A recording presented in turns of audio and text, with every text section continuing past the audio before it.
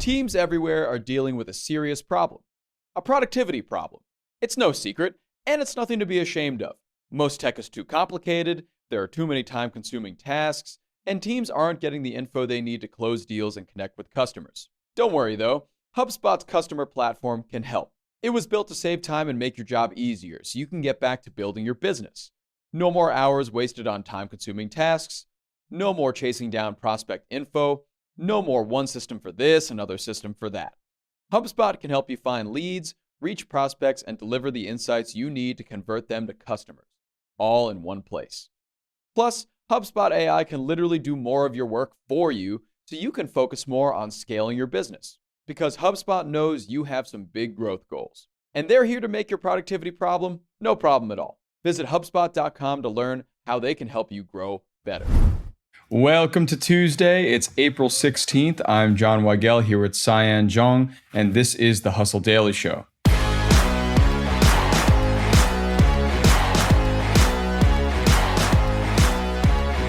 More people are going out to eat by themselves. This solo dining mindset has continued to gain traction over the years, and currently, we're at an all-time high. Restaurants and other businesses are trying to adapt to this shift, but how can they cash in on singles, and why are we seeing all of this happen exactly?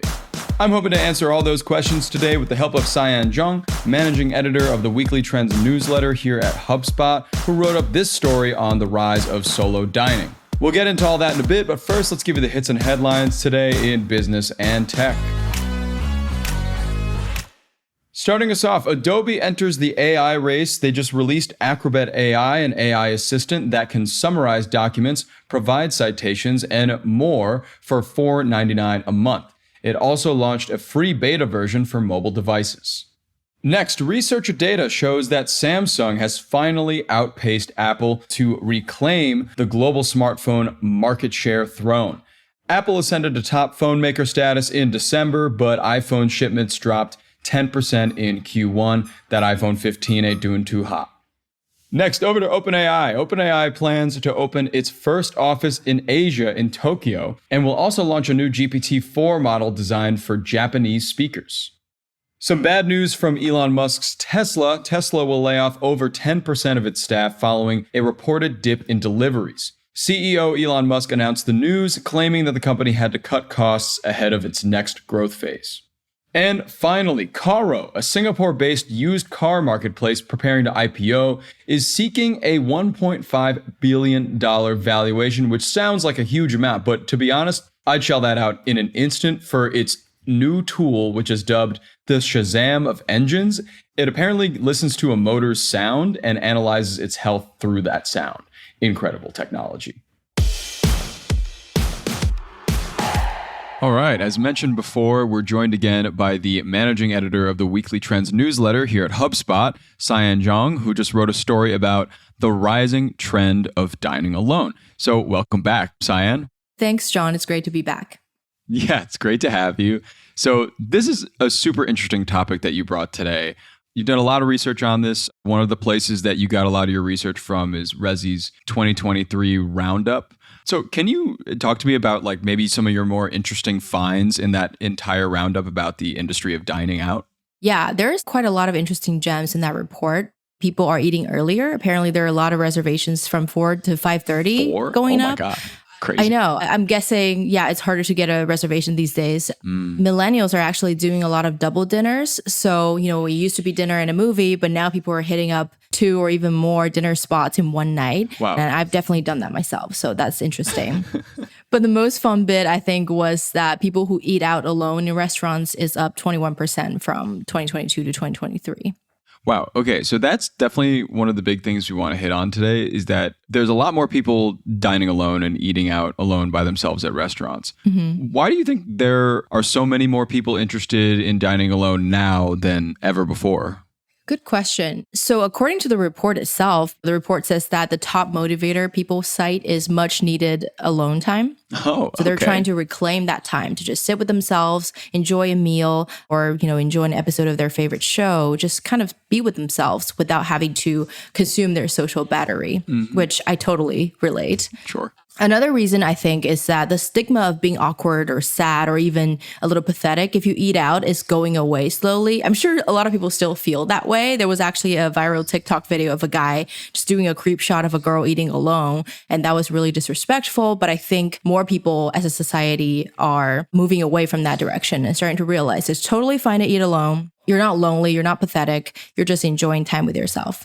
Yeah, sure. I mean, I've eaten alone at a restaurant before, and, it's kind of awkward, but I feel like the more you do it, the better it gets. I mean, if you don't have like a book or a phone or something to do, I feel like it's kind of like I'm just staring at a wall the whole time, but maybe I just have to get more comfortable in my own skin with that. Have you ever dined alone or eaten alone?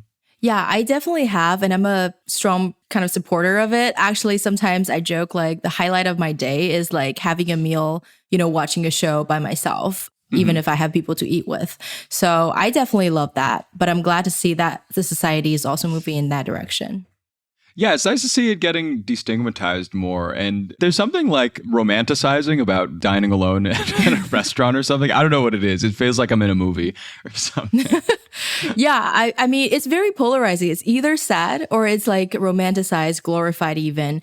And I think honestly, eventually we'll get to that middle point where it's like, it's fine to do whatever the heck you want, just enjoy your time, enjoy your meal, and you shouldn't feel judged about however you want to spend that time. Sure. And to kind of widen the scope here, I mean, eating out alone has kind of become a big thing. But in general, a lot of like solo experiences, I feel like have been kind of blossoming lately, solo travel, all that stuff. Do you think the culture is changing around having that solo lifestyle? Yeah, I think we're seeing that change across the board. You mentioned solo travel. We actually did a piece last year about that. The single person flight searches on Kayak were up like 36% year over year. People are just like going to places by themselves, taking themselves out to try out these experiences. But also a lot of Americans are delaying marriage and children. I think over 40% of them don't even consider those things important life milestones anymore. Wow. You'll easily find news about single person household rising. So yeah, I think people are just kind of embracing themselves, and we're definitely seeing it more.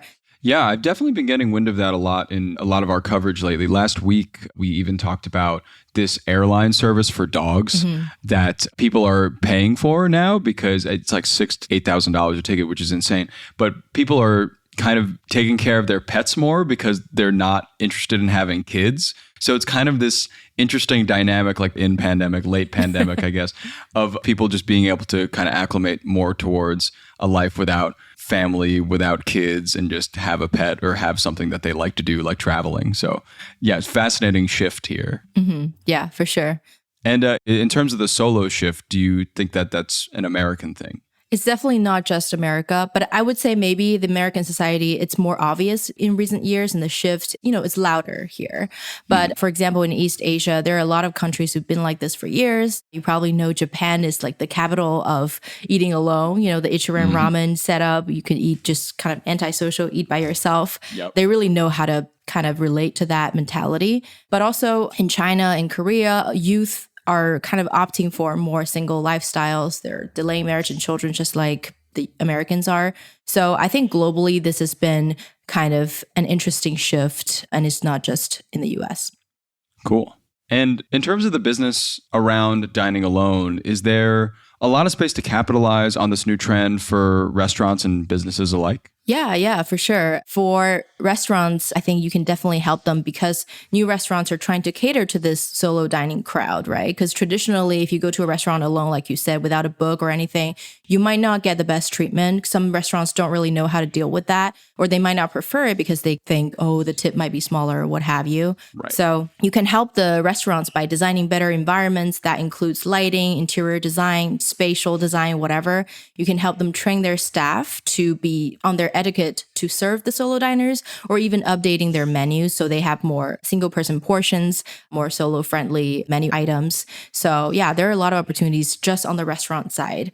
But also, you can help the solo diners as well, right? You know, there are a lot of SEO articles online about what are the best solo spot to eat in the city, but nobody wants to read 10 SEO articles to find one spot they know is good to eat alone at. So you could curate that. You could maybe use AI's help to find like keywords about, oh no, it's great for solo diners, and then create almost like a dating app UI, and you can match diners to their preferences. And I think this kind of opportunity would play really well with the solo travel crowd as well, because, you know, they're exploring new cities and they want new options. Yeah, sure. And from the restaurant perspective, are there any benefits to serving a single person versus a larger group of maybe 6 or 7? Yeah, for sure. I mean, the most obvious one is quicker turnaround, right? Like the more people you have, the more potential for people arriving at different times, you know, wanting adjustments to menu items. And one person is just quick and easy. They go in there, they order, you serve them. If you serve them well, they usually leave a pretty good tip, and you can turn that table around faster and serve more tables and get more people in your restaurant. So I think that's a clear benefit. In fact, I read this in Wall Street Journal. A lot of restaurants are limiting kind of party of 6 and above reservations, and they're preferring 2 tops, 4 tops, or even single person diners. Oh, okay. So as we kind of move toward this more like single lifestyle, what kind of businesses do you think are going to end up thriving, and who's going to benefit off of it? I think it's pretty obvious that businesses that cater to this lifestyle will flourish in this environment. You know, one person size meal delivery services, if you make furniture, home decor for smaller spaces, or like you mentioned, people are putting more love into their pets. So pet related services, e-commerce, whatever, to make their pet's life better will definitely play well. And just self-care experiences in general, being able to be with themselves in a very meaningful way. Any products that help with that will play well. But also, I think you can go against the grain, because just because people are living that single lifestyle doesn't mean that they don't crave connection. So this is kind of interesting, because a lot of people, maybe they go to a restaurant alone, but then they might strike up a conversation with a stranger. So you could also create these communal dining or relational dining experiences for people to connect with new people, not necessarily people already in their lives, right? So to kind of compensate for that missing piece in a more single person lifestyle. Yeah, that, I mean, makes a lot of sense. And I think this is such a cool like accumulation of research, because I think it really says that people are more interested in and more open about actually spending time with themselves and not having to surround themselves with people all the time. But as you said, that doesn't necessarily mean that they don't want to surround themselves with people. Everybody needs alone time, you know? I need alone time.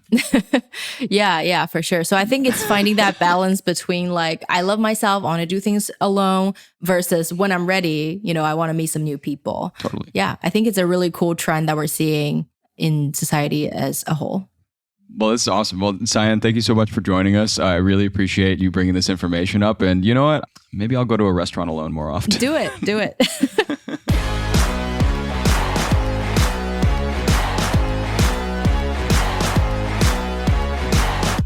All right, that's going to do it for us today. Thanks for tuning in to the Hustle Daily Show. You can head to the link in the description of this podcast to vote for the Hustle newsletter in the Webby Awards. We're a proud part of the HubSpot Podcast Network. Our editor today is Robert Hartwig, and our executive producer is Darren Clark. We've got a lot more tech and business coverage in our newsletter. If you're not subscribed, go get yourself signed up at thehustle.co/email, and we'll see you tomorrow.